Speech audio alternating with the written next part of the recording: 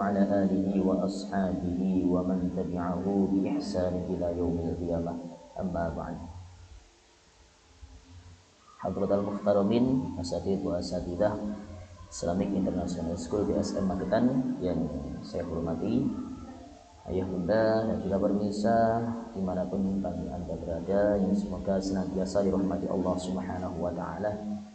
Terlebih dahulu marilah kita menjadikan puji syukur kehadirat Allah Subhanahu wa Ta'ala yang telah memberikan kita limpahan nikmat, rahmat, taufik, hidayah serta inayah kepada kita semua, sehingga pada hari ini kita bisa berkumpul bermuajahah di majelis ini, yaitu dalam rangka mengaji, ta'allum, belajar tentang akhlak, belajar tentang ilmu Allah. Semoga niat baik kita senantiasa diridhai oleh Allah Subhanahu wa Ta'ala. Amin ya rabbal alamin. Salawatullah wa salamuhu semoga tetap terlimpahkan kepada baginda agung Nabi Yuna Muhammad sallallahu alaihi wasallam.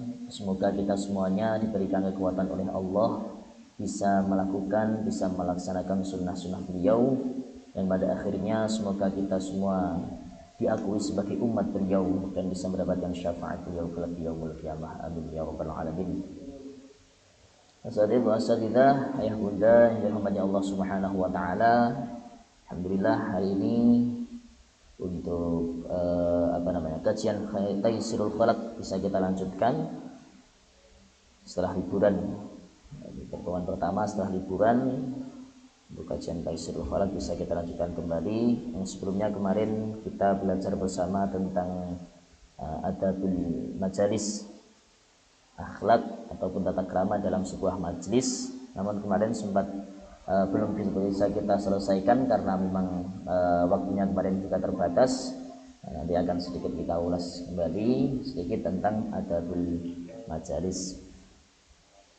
Sebelumnya mari kita awali ngaji kita pada hari ini dengan membaca suratul Fatihah dan diakan kepada baginda Agung Muhammad, kepada muallif, pada para ulama, syuhada, dan dengan harapan semoga kita semuanya oleh Allah diberikan kemudahan dalam belajar, diberikan kefahaman, dan juga diberikan kemudahan dalam mengamalkan apa yang kita pelajari pada hari ini. Ala hadhihi niyyah wa ala kulli niyyatin shalihah ya habibi nabiyina Muhammad sallallahu alaihi wasallam wa ala alihi wa ashabihi wa azwajihi wa dzurriyyatihi wa ibadihi kiram. Thumma ila hadratil muallifil kutub Taysirul Khalaq. Nafa'anallahu bihi wa bi ulumihi wa asrarihi fid darin amin. Wa hadrati jami'i masyayikhina wa ustadina wa mawlina wa abaina wa abaikum wa ummahatina wa ummahatikum wa li qada'i hajatina wa hajatikum min hawaijina wal akhirah. Al-Fatihah. A'udzu billahi minasy syaithanir rajim. Bismillahirrahmanirrahim. Alhamdulillahi rabbil alamin arrahmanir rahim maliki yaumiddin. Iyyaka na'budu wa iyyaka nasta'in. Ihdinas siratal mustaqim. Siratal ladzina an'amta 'alaihim ghairil maghdubi 'alaihim waladdallin. Amin. Subhanaka la ilma lana illa ma 'allamtana innaka antal alimul hakim. Wa la hawla wa la quwwata illa billahil aliyyil azim. Rabbi shrah li sadri wa yassir li amri wahlul 'uqdatam min lisani yafqahu qawli. Baik saudara, kemarin kita belajar bersama tentang adabul majalis. Masih ingat tentang adab-adab di dalam sebuah majelis? Beberapa kemarin tentang adabul majalis. Yang pertama diantaranya yaitu, Anda masih ingat tentang adabul majalis? Ketika masuk dalam sebuah forum, dalam sebuah majelis, diawali dengan mengucapkan salam. Mengucapkan salam lebih dahulu. Ada sudah kita bahas yang seperti itu. Kemudian yang kedua, ketika masuk dalam sebuah majelis, hendaknya kita ambil tempat yang kosong dulu, dan diisi yang depan dulu, tidak langsung di belakang ataupun di pojok-pojok. Cari tempat yang nyaman untuk semedi. Ya gitu ya, cari tempat yang nyaman dan aman untuk semedi ya. Jadi diisi yang depan dulu. Misalkan kemarin kita gambarkan ada 10 kursi, misalkan yang terisi sudah 5, berarti kursi ke-6 yang kita tempati. Kecuali kalau memang di situ sudah ada kursi khusus, misalkan sudah terkhususkan ya, sudah ada tempat yang diperuntukkan untuk tamu khusus misalkan, nah, berarti kita ambil tempat yang lain. Kemudian lagi dalam sebuah majelis hendaknya apa kemarin? Kita harus amar ma'ruf nahi mungkar. Jadi kita tebarkan kebaikan, ketika ada kemungkaran berusaha kita ingatkan lah. Ada 3 tahapan kemarin, ada 3 tingkatan. Yang pertama dengan perilaku kita, bil yad, kemudian yang kedua bil lisan, kalau tidak mampu maka bil qalbi, dengan hati. Kemudian ada lagi adab dalam sebuah majelis yang sudah kita pelajari kemarin, yaitu tidak mengagungkan seseorang karena kekayaannya, karena hartanya dalam sebuah majelis itu. Jadi kita tidak munduk-munduk, tidak ta'zim mengagungkan seorang, tapi mengagungkannya karena harta, itu tidak boleh. Karena apa kemarin? Bisa menghilangkan muru'ah kita. Ini itu sekilas kemarin tentang apa yang kita pelajari tentang adabul majalis. Namun masih ada beberapa, kita lanjutkan ya, adab-adab dalam sebuah majelis. Bismillahirrahmanirrahim. Qala al-mu'allifu rahimakumullah, nafa'anallahu bihi wa bi 'ulumihi was-salihin fi darin amin. Bismillahirrahmanirrahim. Wa in kana fi tariqin falyaghuddu tarfahu wal yughfi al-malhufi. Wa in kana lamun ono, wa in kana lamun ono iku fit tariqi ing dalem dalan, iku fit tariqi ing dalem dalan, ketika majlisnya tadi itu di tepi jalan, fal yaghudda mongko becik ngeremake sapa wong, hendaknya orang tersebut, orang yang dalam majlis itu memejamkan mata, memejamkan tarfahu ing peningaliman terhadap pandangannya.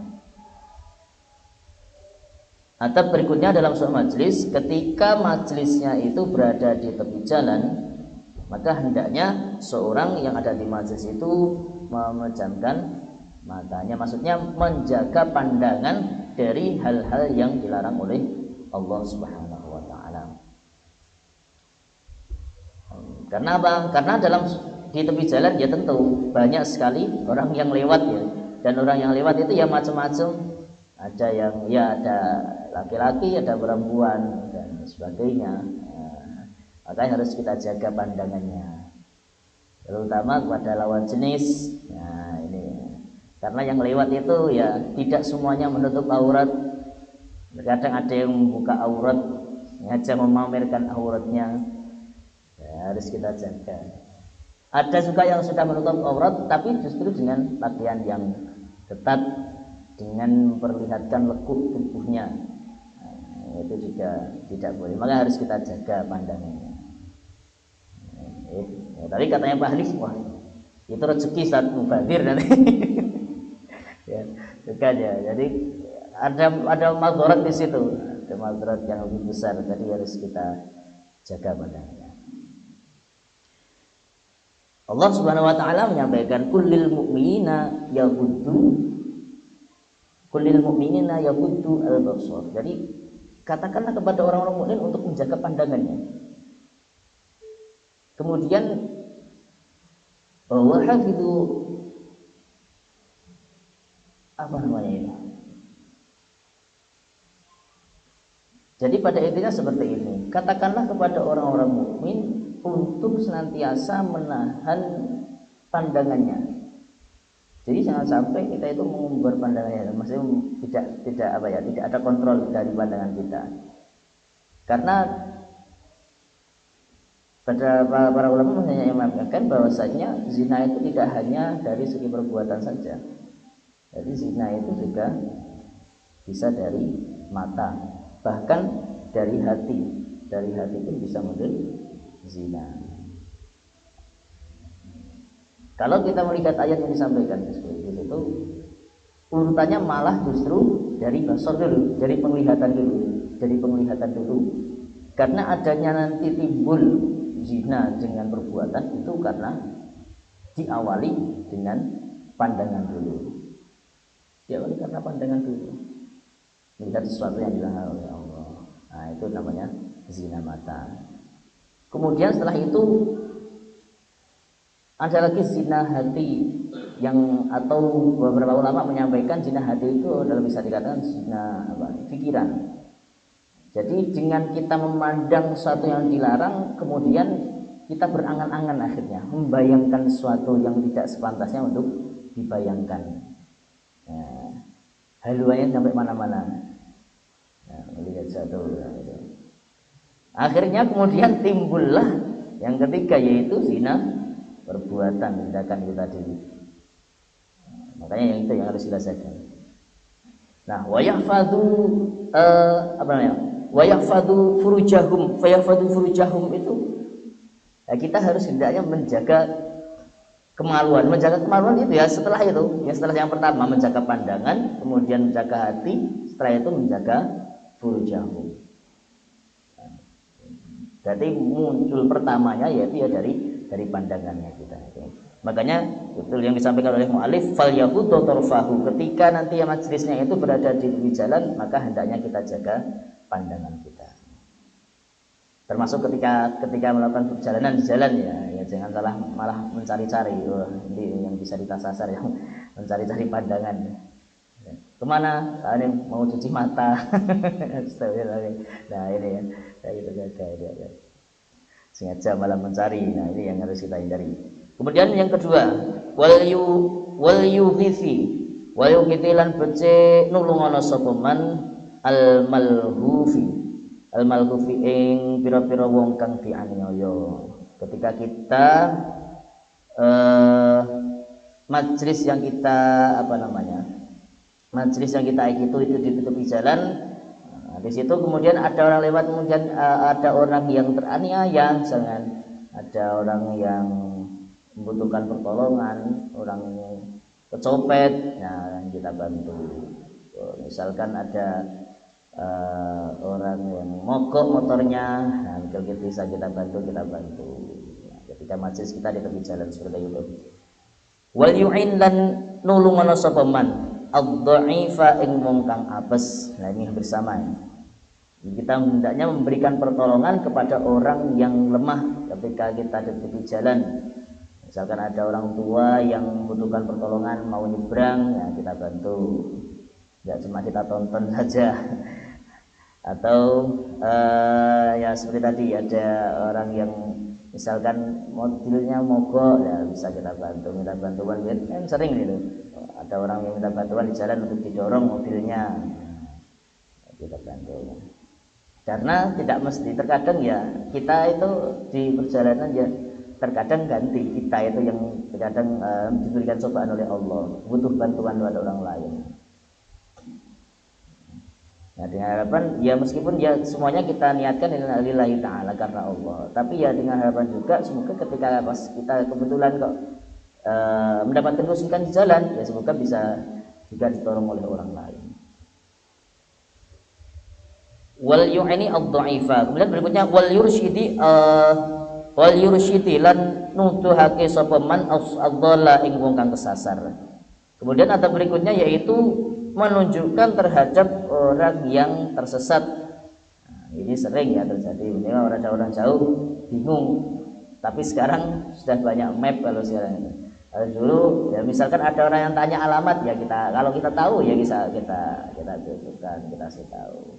Ada orang yang bingungan di situ, ketika kita dalam sebuah majelis kelihatan ada orang yang bingung di jalan, ya kita bantu. Itu adalah hal-hal yang dicontohkan oleh Rasulullah. Wal yuradda as-salama, wal yuradda lan becik jawab sapa man as-salama ing salam. Setelah yang pertama tadi, ketika kita masuk hendaknya mengawali dengan salam, begitu juga sebaliknya wal yuradda as-salama, hendaknya kita menjawab terhadap salam. Ketika ada orang yang salam kepada kita, maka wajib hukumnya untuk kita jawab. Kalau kita mengawali mengucapkan salam, hukumnya sunnah. Tapi kalau kita diberi salam oleh orang lain, maka hukumnya wajib bagi kita untuk menjawab salam. Artinya ketika kita dilayani oleh orang lain, kita diberikan penghormatan oleh orang lain, maka hendaknya juga kita berikan penghormatan yang lebih baik kalau bisa. Kalaupun tidak, ya paling tidak kita jawab atau kita balas dengan hal yang sama. Paling tidak ya seperti itu. Namun ketika kita mengucapkan salam kemudian kok tidak dijawab oleh orang lain, ya sudah usah kecewa. Karena juga apa namanya? Tapi kadang kecewa ya itu mesti ada ya. Cuma dalam banyak hadis diterangkan ketika kita mengucapkan salam kok tidak dijawab oleh orang lain, tidak dibalas, ya nanti yang menjawabnya adalah para malaikat. Jadi kalau kita mengucapkan salam kemudian dijawab oleh orang lain, malaikat itu menjawab terhadap keduanya, memberikan salam lagi kepada keduanya, baik yang mengucapkan salam maupun yang membalasnya. Namun kalau kita mengucapkan salam tapi ada orang yang kita salami tidak menjawab, maka akan dijawab oleh malaikat. Kemudian bagi orang yang menjawab bagaimana? Ini malaikat mendiamkannya, akan mendiamkan, bahkan akan melaknat kepada orang yang ketika disalami maka tidak menjawab salam. Wal yakun fil jalsatihi ada yang luar. Wal jarudalan becik jawab sapa man assalamu ing salam ala man ing atase wong terhadap seorang badahu kang ngawiti sapa man bihi kelawan salam. Kemudian yang berikutnya wal yu'ti as-sa'ila wal yu'tilan becik awe sapa man as-sa'ila wong kang njaluk ketika majelis, dalam sebuah majelis kita di tepi jalan. Nah, karena di tepi jalan masih banyak orang lewat. Salah satunya ada orang peminta-minta, ada pengemis, ada orang yang minta sumbangan, terkadang seperti itu. Di tepi jalan kan macam-macam. Nah, ketika punya harta, ya hendaknya wal yu'ti as-sa'ila, hendaknya kita beri. Nah, kita beri. Kalau punya, kalau tidak punya ya, dan namanya tidak punya ya apalagi yang mau berikan. Wal yakun lan becik ana sapa man fi jalsatihi ing dalem lungguhan iman. Waquran iku waquran wong kang anteng. Hendaknya dalam sebuah majelis ya, itu ya duduk yang tenang, duduk yang enak. Makanya cari tempat yang nyaman, duduk yang nyaman dengan waquran, anteng. Anteng luwih-luwih kita turu. Anteng kekhusyuan. Fa inna dzalika mongko krana sak temene mengkono waqur iku ad'a narik apa dzalik bisa menarik ila ta'dimihi maring ngagungake man. Wal i'tina'i lan nemen-nemeni li sya'nihi maring tingkah man. Karena sesungguhnya wakur, sikap tenang, sikap anteng tadi dalam sebuah majelis itu bisa menarik supaya diagungkan. Ya semuanya kan tidak mengharapkan untuk diagungkan orang lain. Coba ketika kita itu tenang, duduknya itu anteng, itu berbeda ketika posisi duduk kita itu ya berbeda lah ketika orang dewasa dengan anak-anak. Kalau anak-anak tingkahnya kan mesti pola dan sebagainya. Mesti kalau orang yang lebih tenang dalam duduknya, maka ad'a ila ta'dimihi, bisa menarik untuk mengagungkan terhadap seorang tersebut. Baik, itu adalah sedikit adab-adab dalam sebuah majelis yang belum terselesaikan dalam bahasan kemarin yang masih tersisa. Jadi yang untuk sebuah kali ini ketika majelis kita dalam di tepi jalan, maka salah satunya tadi menjaga pandangan. Kemudian yang kedua, ketika majelis kita di tepi jalan, memberikan pertolongan, memberikan bantuan kepada orang yang lemah, kemudian menunjukkan kepada orang yang tersesat, kemudian menjawab salam dan memberi ketika ada orang yang meminta-minta. Itu adalah adab-adab ketika dalam sebuah majelis, Baik, kita lanjutkan untuk bab berikutnya, adabul akli. Bismillahirrahmanirrahim. Adabul akli utawi iki iku mertelake tata kramane mangan. Dalam bab ini kita akan baca terkait dengan akhlak ataupun adabnya makan. Amal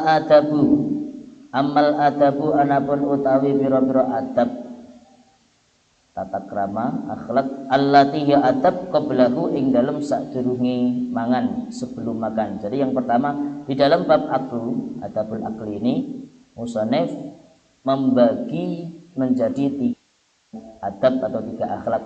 Yang pertama adalah adab ketika kita sebelum makan. Kemudian yang kedua adab pada saat makan. Kemudian yang ketiga adab setelah makan. Jadi dibagi menjadi 3 oleh mu'alif. Namun sebenarnya kenapa sih kok ribet banget kayaknya?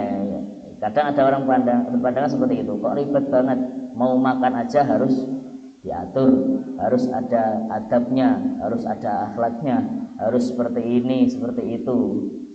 Tinggal makan saja kok banyak aturan. Ada kadang yang punya pemikiran seperti itu. Namun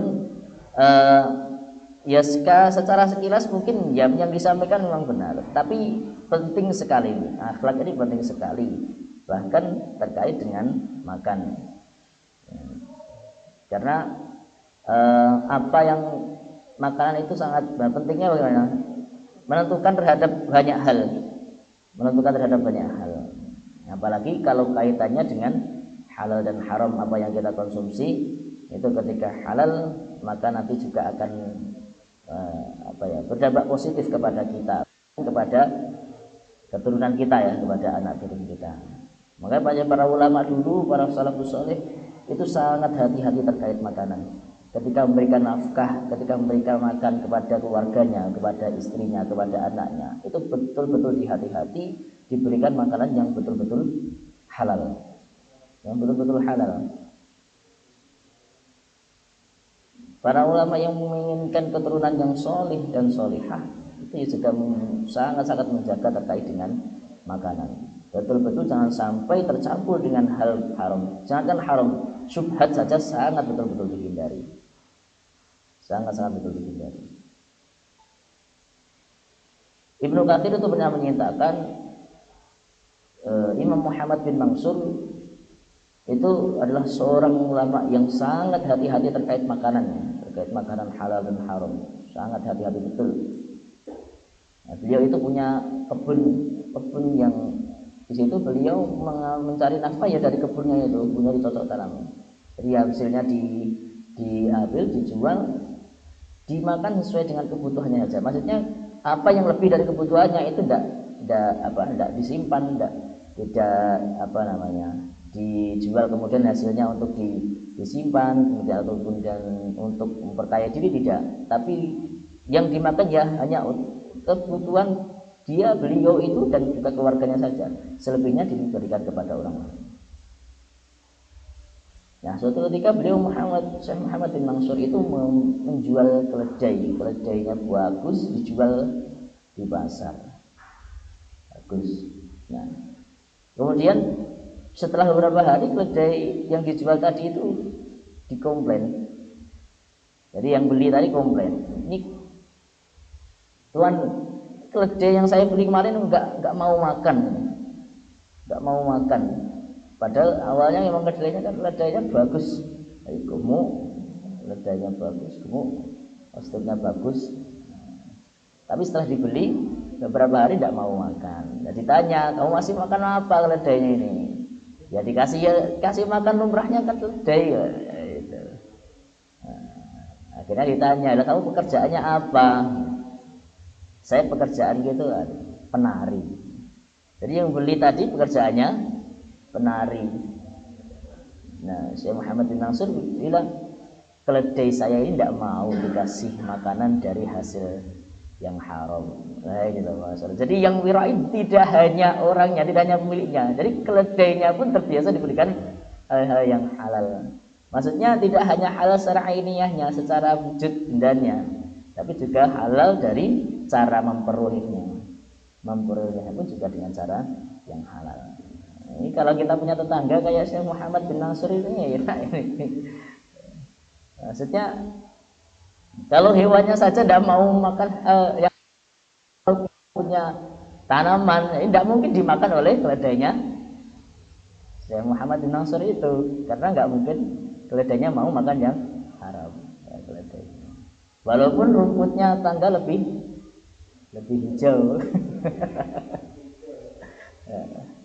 Tetap nggak mau. Nah, makanya ini Pak Hanif ya, jangan tergoda dengan rumput tetangga walaupun lebih hijau ya, karena itu haknya tetangga kita.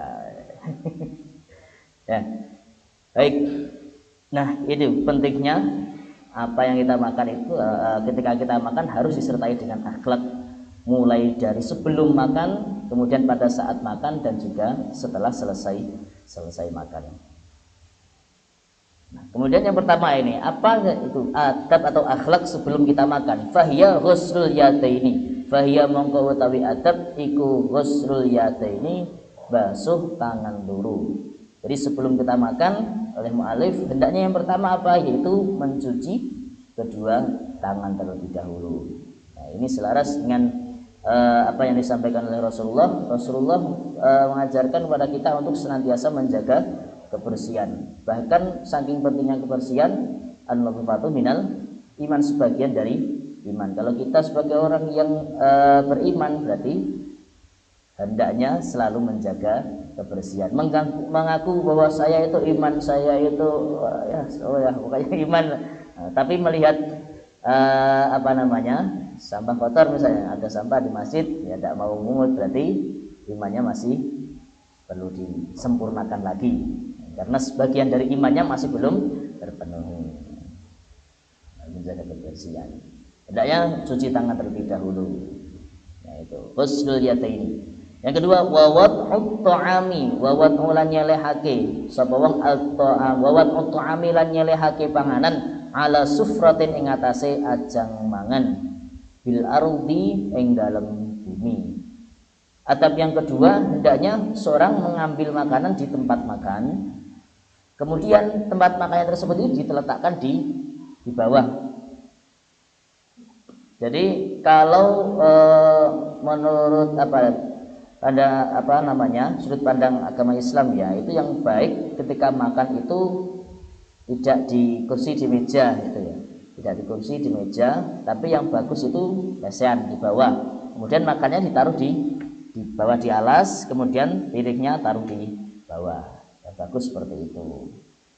Yang dianjurkan yang seperti itu. Kemudian ketika kita pakai meja bagaimana? Ya tidak, ya enggak apa-apa, tapi yang lebih dianjurkan adalah di bawah. Ditaruh bawah ya, terus kita makanya piringnya taruh bawah. Tidak disanggah gini loh, beda lagi. Kita duduk lesehan tapi makanya disanggah, beda lagi. Yang bagus taruh di bawah. Salah satu alasan para ulama menyampaikan kenapa kok seperti itu ya, jadi salah satunya adalah menghindari sifat takabur, sifat sombong. Jadi beberapa para ulama memandang hal tersebut ketika makan di meja kursi ya, itu di kursi, kemudian makannya di meja, itu ada unsur takaburnya. Nah, seperti itu, yang bagus di bawah. Ada beberapa kiai di Indonesia juga ya, itu yang berpegang teguh dengan seperti ini. Bahkan meskipun duduk di bawah pun ketika makannya di sangga, itu beberapa kiai itu yang sangat melarang, tidak boleh melarang.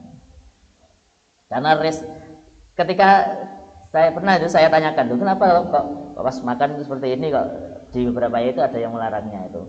Karena apa? Rawan jatuh, rawan tumpah, rawan itu tadi jatuh.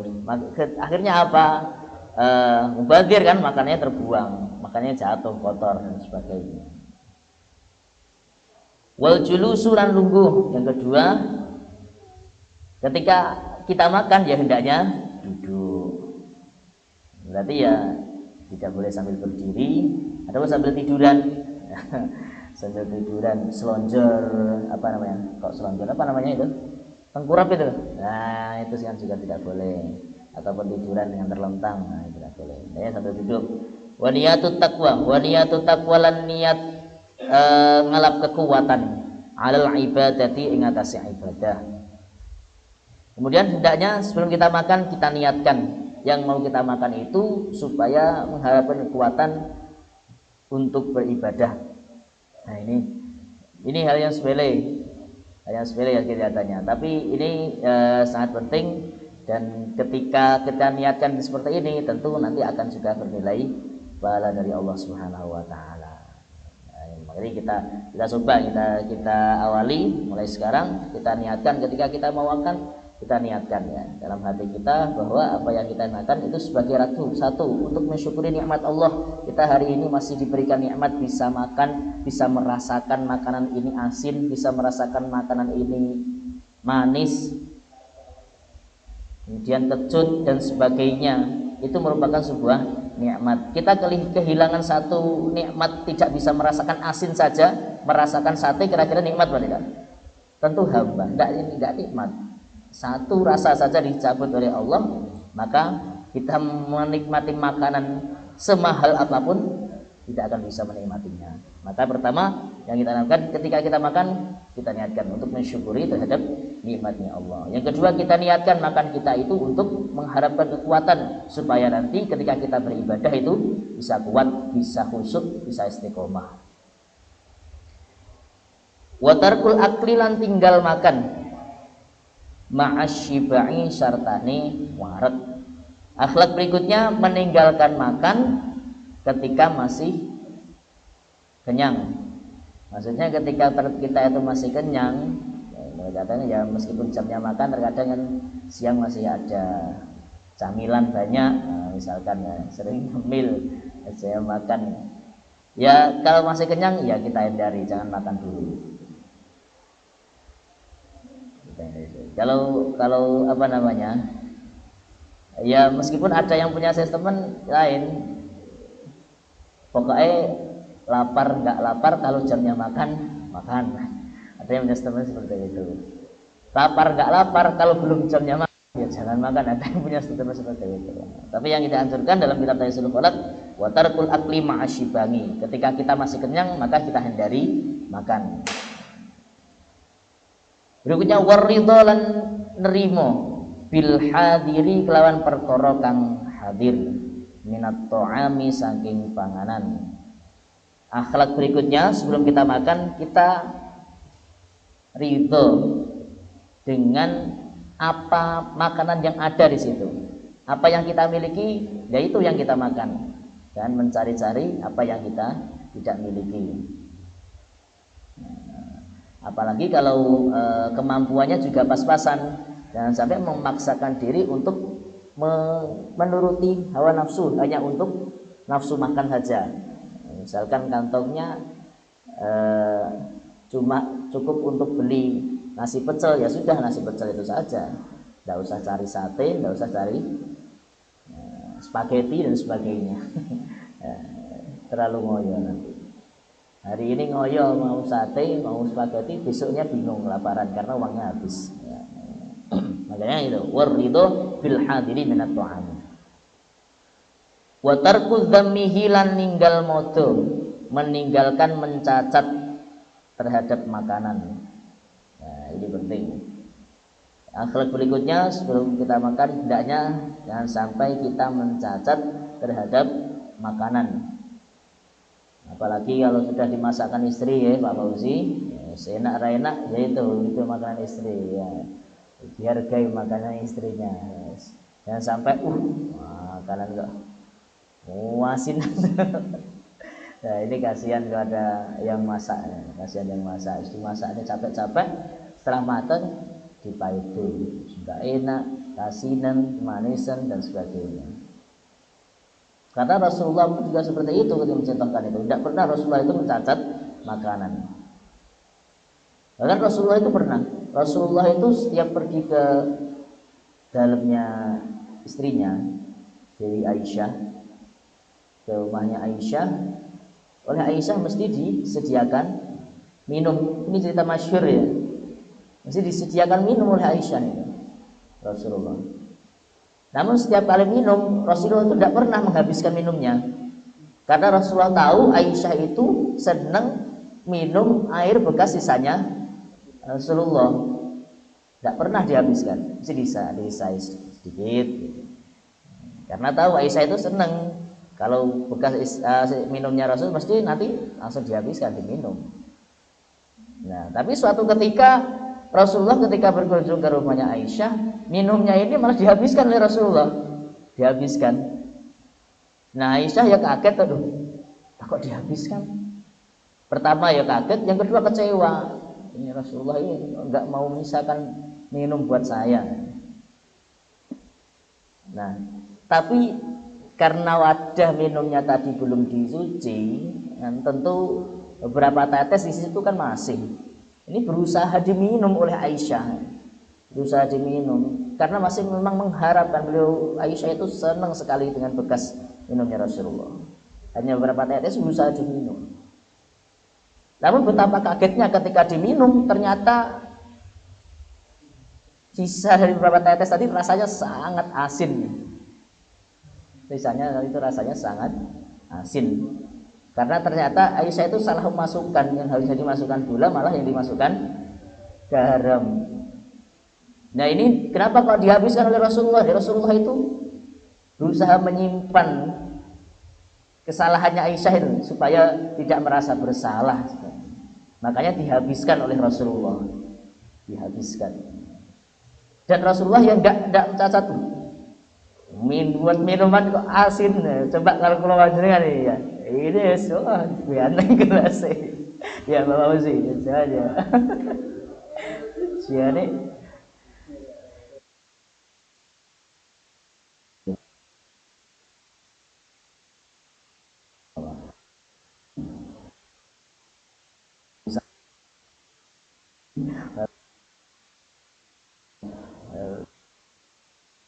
satu ini dihabiskan oleh Rasulullah dan tidak pernah mencacat. Rasulullah tidak pernah mencacat terhadap makanan ataupun minuman.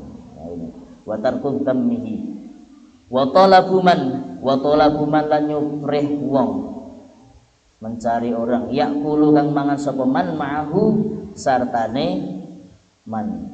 Jadi kemudian akhlak berikutnya hendaknya kita mencari teman makan. Karena beberapa orang menyampaikan ketika makan itu dengan orang yang lebih banyak maka akan lebih banyak berkah di situ. Akan lebih banyak berkah. Makanya ketika nanti mau makan Pak Hanif cari saya ya Pak Hanif ya. Ajak saya makan ya. Karena semakin berarti itu mengamalkan ilmunya, karena para ulama kan seperti itu. Ketika banyak nanti orang yang kita ajak makan maka semakin banyak keberkahannya. Baik, itu adalah adab-adab atau akhlak-akhlak ketika sebelum makan. Sebelum makan, nah, hendaknya ini. Ketika apa kira-kira yang sudah kita pelajari tadi yang belum pernah kita lakukan, nah mari. Ya, hari ini sudah ada ilmunya, berarti tinggal mempraktekkan saja. Tinggal mempraktekkan saja. Ini lengkap sebenarnya ya, mulai dari dari kesehatannya pun juga masuk karena ada anjuran untuk selalu mencuci tangan dulu sebelum kita makan. Wa ammal lati berikutnya, wa ammal lati anapun utawi adab ma'ahu sertane akal. Nah, jadi adab yang kita lakukan ketika pada saat makan. Fahya mongko utawi allati iku albadu ngawiti bitasmiyati kelawan maca basmalah jahron kelawan banter. Hendaknya ketika kita mengawali makan yaitu awali dulu dengan mengucapkan tasmiyah, dengan mengucapkan basmalah jahron dengan suara yang keras. Ya paling enggak minimal kita sendiri itu mendengar. Kita sendiri mendengar, tidak perlu teriak-teriak maksudnya. Apalagi disiarkan di speaker masjid. Bismillahirrahmanirrahim. Misalkan ya. Diawali basmalah dulu. Jadi jangan langsung pokoknya lapar santap. Sabar ya. Senak kita awali dengan basmalah dulu. Karena apa? Kullu amrin dibalik la yabta'u bil basmalah bahwa abtar. Ketika suatu hal yang baik pun tapi kalau tanpa diawali dengan basmalah maka juga akan kurang berkah, kurang baik. Kurang baik. Apalagi makan sesuatu yang akan kita konsumsi, yang akan masuk ke dalam tubuh kita yang nanti akan menjadi daging, akan mempengaruhi pikiran kita, emosional kita, maka hendaknya kita awali dengan tasmiyah, dengan basmalah. Karena kalau kita tidak awali dengan basmalah, setan itu juga akan nimbrung ketika kita makan, ikut makan. Ikut makan. Apa yang kita makan juga akan ikut dimakan oleh setan. Karena ternyata memang ada, ini cerita juga yang masyhur juga ini. Ada setan di situ, dua setan nih. Ada dua setan ini ketemu di jalan dan ngobrol, "Loh, kamu kok gemuk?" "Loh, saya kurus." Akhirnya cerita, "Loh, kamu kok bisa kurus? Kenapa?" Bolo nih setan ini. Ternyata si yang kurus, setan kurus itu cerita, "Saya itu sering goda orang. Cuma yang saya goda itu ketika makan itu selalu membaca basmalah dulu. Akhirnya saya nggak kebagian. Akhirnya ya kurus kayak gini." Berkahnya ya dihabiskan sama yang makan orangnya tadi, setannya nggak dapat. Terus ketika saya mau orangnya itu mau masuk rumah, dia itu mau masuk rumah juga baca basmalah dulu. Saya nggak bisa ngikuti. Terus yang terakhir, bahkan ketika mau menggauli istrinya pun juga membaca basmalah. Saya nggak bisa nimbrung. Nah, makanya hati-hati ini. Ketika wali istri juga harus ya wali basmalah. Semuanya harus kita wali basmalah. Masuk rumah basmalah, apalagi mau makan basmalah. Semuanya harus kita wali basmalah. Karena kalau nggak kita wali basmalah, ya itu setan itu ikut nimbrung dalam semua aktivitas kita. Kemudian ini alasan kenapa kok harus kita awali dengan basmalah, dengan jahar. Tujuannya liyudzakira supaya ngelekake sapa man ghairahu ing liyane man, supaya untuk mengingatkan kepada orang lain. Ketika barangkali ada teman yang lupa ketika makan bersama, ternyata lupa baca basmalah, kita awali bismillahirrahmanirrahim. Nah, teman yang di samping dengar, oh iya, baca basmalah itu, bismillahirrahmanirrahim. Tujuannya seperti itu. Wal aklu lan mangan bil yumna kelawan tangan tengen. Atau berikutnya yaitu hendaknya kita makan dengan menggunakan tangan kanan. Jadi sangat dihindari, kan dilarang betul oleh Rasulullah ketika kita makan dengan menggunakan tangan kiri, hendaknya dengan menggunakan tangan kanan. Karena ada juga dalam sebuah hadis itu yang diceritakan ada seorang yang minum dengan menggunakan atau makan dengan menggunakan tangan kiri, kemudian diperintahkan oleh Rasulullah supaya makan dengan menggunakan tangan kanan. Dengan jawabnya apa? Saya tidak bisa. Akhirnya didoakan oleh Rasulullah. Ya sebenarnya tidak berdoakan, disampaikan oleh Rasulullah, semoga kamu betul tidak bisa, karena kamu menyampaikannya itu dengan ungkapan sombong. Jadi orang yang ditemui oleh Rasulullah tadi yang menggunakan tangan kiri ketika makan itu dengan mengucapkannya juga dengan ucapan sombong, saya nggak bisa. Akhirnya ya Rasulullah menyampaikan seperti itu, semoga kamu betul nggak bisa karena kamu sombong. Akhirnya betul kamu mengangkat tangan mau makan dengan tangan kirinya itu betul nggak bisa. Nah, jadi makanya yang kita harus kita lakukan adalah menghindari makan dengan menggunakan tangan kiri, kita hindari. Wa tasghirul luqmati lan nyilikake puluhan. Ketika yang kita menggunakan tangan makan dengan tangan, ya puluhan, jangan besar-besar ya. Berapa jari? 5 jari? 6 jari Pak Andri. 6 jari. Jadi maju bareng ya. Kalau Rasulullah mencontohkan berapa jari? 3 jari ya. Ini kalau makannya pakai sayur pakai 3 jari ya, nggak bisa ini. Ya, kalau makan kurma ya bisa 3 jari dengan kurma. Hendaknya kita mengecilkan terhadap ini puluhan. Wa ijadatu madghiha lan ambagusake mamah lukmah. Ada berikutnya yaitu hendaknya kita menghaluskan ketika mengunyah makanan. Ketika mengunyah makanan hendaknya yang halus, maksudnya nggak kecap loh. Makan kecap muncul suara. Nah itu karena supaya kalau kita makan bersama dengan orang lain, ya orang lain yang akan nggak terganggu ya tetap biar masyarakat nyaman, biar masyarakat nyaman. Kemudian dikunyah sampai halus juga, baru kita telan. Nah, berapa kali kunyahan, Hanif? 20. Ada beberapa kan sampai 20.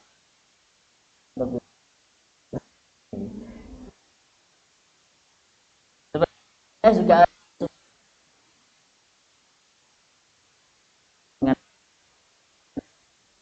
terus hikmahnya tetap ada ini.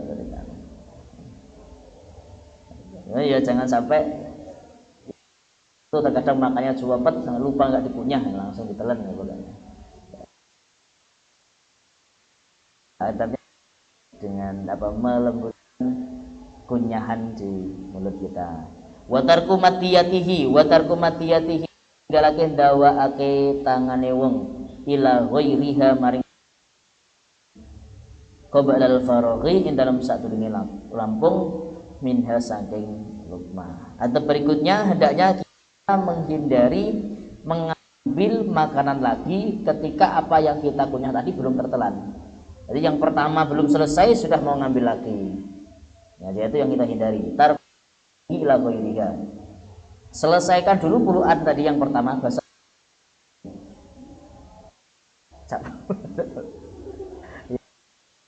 Insya semua ya daerah sini. Paham ya Pak Arif ya? Puluhan itu? Ya pokoknya seperti itu. Ya. Jadi sebelum selesai yang pertama tadi, belum kita kalau sudah kita telan baru kita ambil. Dan sampai belum selesai baru dimasukkan langsung ambil lagi. Yang kurang bagus. Jadi selesaikan dulu yang baru diambil lagi. Mangan berikutnya mimma saking bareng yali nyanyi opoman sopoman. Jadi atau berikutnya hendaknya kita mengambil makanan apa yang ada di depan kita. Misalkan kita makan bersama, ya sudah yang kita makan yang ada di depan kita itu. Illa fil fakihati, kecuali yang dalam nyamian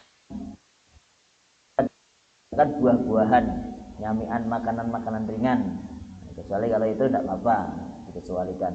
Tapi kalau pas makan bersama, makan nasi dan lauknya dan sebagainya, ya itu yang kita makan.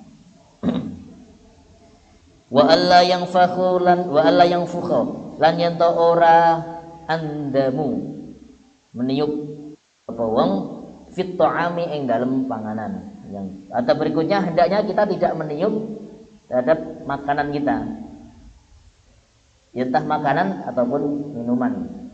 Ya hendaknya kita tidak usah ya kalau panas ya dikipasi, tidak usah memberikan alasan apa yang keluar dari mulut kita itu terkadang kan satu hal yang tidak baik terkadang. Nah, khawatirnya bisa makanan yang kita tiup atau yang kedua bisa mengurangi terhadap keberkahan dari makanan kita. Jadi kita hindari yang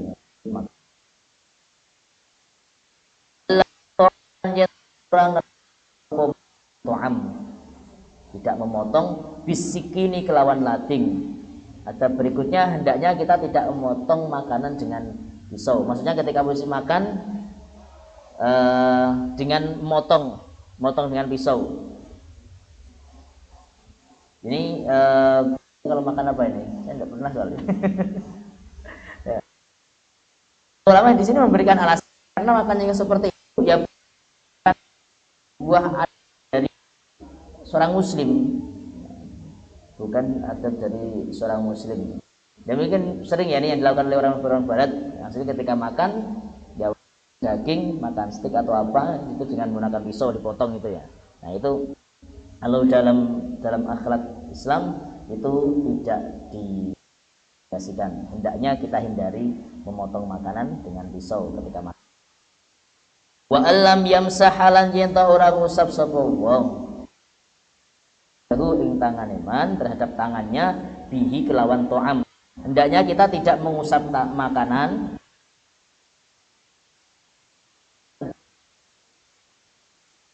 kita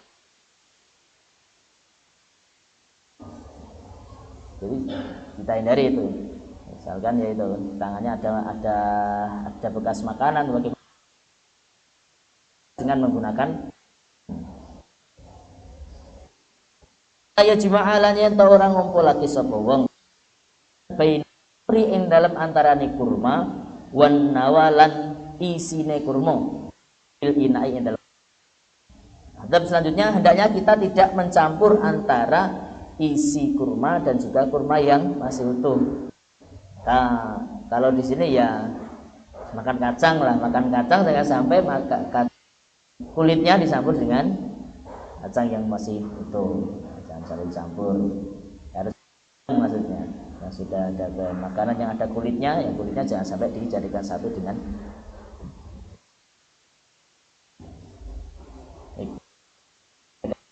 wa alla yashrabalan bisa wong minum alma illa indal ihtiyaji kecuali yang dalam nalikane butuh ilaihi maring ma. Ketika proses makan hendaknya kita dari minum di tengah-tengah kecuali ada misalkan sereten atau tersedak apa itu semuanya paham semua insyaallah. Nah, kalau tidak ada hajat seperti itu kita hindari minum dulu ya, tidak usah kita minum dulu, selesaikan makannya dulu baru minum. Nah, bagus seperti itu. Tapi kalau ada hajat ya tidak apa-apa, sereten minum. Baik, itu adalah adab-adab ketika kita makan ya, pada proses makannya. Nah, mari yang belum kita terapkan, mari kita terapkan. Wa amallati pun utawi adab ba'dahu sausi akal. Fa allati iku al-qiyamu ngadeg berdiri menyelesaikan qabla syiba'i dalam sadurunge wareg. Hendaknya kita menyelesaikan makan kita sebelum kita kenyang. Sebelum kita kenyang selesaikan dulu. Imam Syafi'i itu tidak pernah makan sampai kenyang mulai umur 16 tahun sampai beliau wafat itu tidak pernah makan sampai kenyang. Menurut banyak konsentrasinya maka akan berkurang. Untuk ketika ibadah tidak khusyuk itu adalah Imam Syafi'i. Ya, mari kita alkan ini. Jadi al-qiyamu qabla syiba, diri atau menyelesaikan makan sebelum kenyang. Wa ghusl yadaini lan ambasuh tangan loro, mencuci kedua tangan ba'da la'ihima dalam ngelamuti terhadap yadain. Jadi setelah selesai makan cuci tangan. Tapi sebelum cuci tangan itu, ketika kita makannya pakai tangan, di apa bahasanya ya? Dilatih dulu, dikelamuti dulu, dilatih dulu. Jadi sama makannya yang dari tempel di tangan tadi supaya tidak terbuang. Dilatih dulu. Kan tadi awal kita sudah cuci tangan, maka tangannya sudah bersih, makanya awalnya dari situ.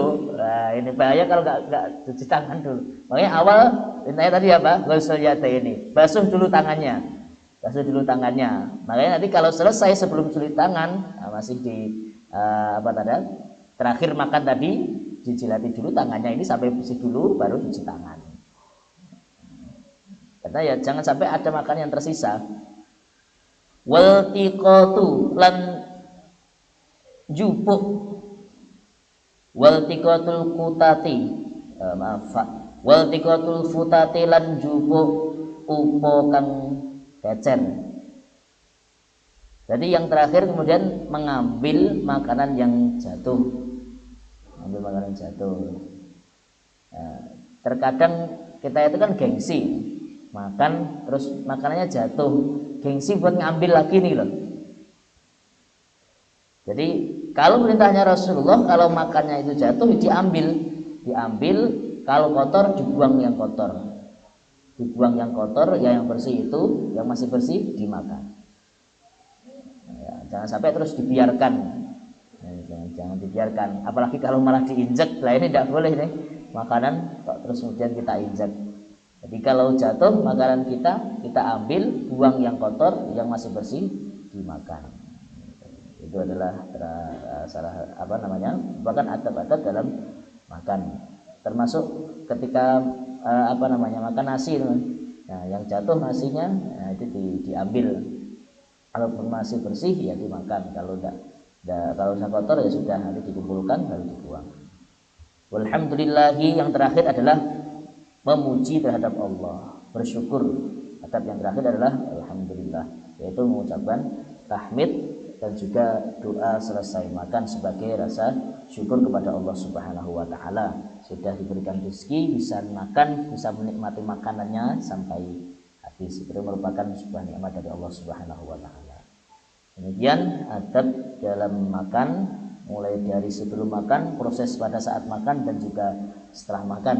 Mari adab-adab ini kita terapkan, kita praktekkan dalam proses makan kita, supaya tujuannya, harapannya semoga apa yang kita makan bisa memberikan kekuatan kita untuk beribadah kepada Allah, takarub, mendekatkan diri kepada Allah, kemudian berkahan kepada kita semuanya. Alamin. Baik, kita suruh Bismillahirrahmanirrahim. Allahumma shalli wa sallim wa barik ala sayyidina Muhammad wa ala alihi sayyidina Muhammad, alhamdulillahi rabbil alamin. Allahumma ighfir lana dhunubana wa li walidina warhamhum kama rabbayana shighara, wa li jami'il mu'minina wal mu'minat wal muslimina wal muslimat al ahya'i minhum al amwat, innaka as-sami'u qaribun mujibud da'wat, innaka 'ala kulli shay'in qadir. Allahumma a'inna 'ala dhikrika wa syukrika wa husni ibadatik. Rabbana taqabbal minna innaka antas samiul 'alim wa tub 'alaina innaka antat tawwabur rahim. Rabbana la tuzigh qulubana ba'da idh hadaytana dunya hasanah wa fil akhirati hasanah wa qina adzabannar. Wa sallallahu ala sayyidina Muhammad wa ala alihi wa sahbihi wa baraka wa sallam. Subhana rabbika rabbil izzati amma yasifun wa salamun alal mursalin walhamdulillahi rabbil alamin. Sekian dari kami, kurang lebihnya mohon maaf. Akhir qauli, ihdinas siratal mustaqim wa nuhum fi ila qawmi. Assalamualaikum warahmatullahi wabarakatuh.